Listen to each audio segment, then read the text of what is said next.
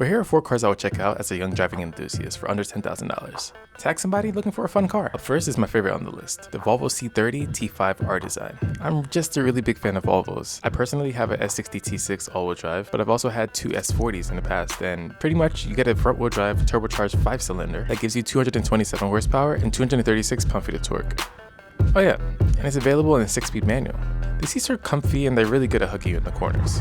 Found these on cars.com for around $8,000, and they're in manual. Up next is the Honda CRZ. It's a hybrid 1.5-liter 4-cylinder producing a whopping 122 horsepower and 128 pound-feet of torque. This also happens to weigh in at around 2,600 pounds. The aftermarket is pretty spicy, offering things like a supercharger kit. Oh, this coffee's so good. Leave a comment if you like coffee.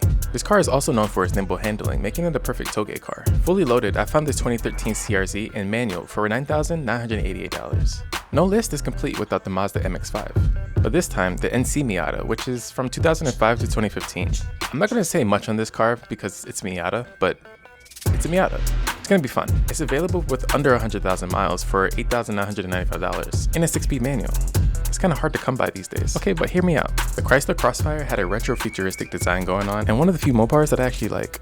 Came with a 3.2-liter V6 from the homies at Mercedes, giving it 215 horsepower and 221 pound-feet of torque. It is a little heavy at 3,000 pounds, but it does come in manual and it can be seen as a slightly slower 350Z, Boxster, or even a Z4. And you can find a limited trim for around $7,900. There was also an SRT6 trim available, but for a lot more money.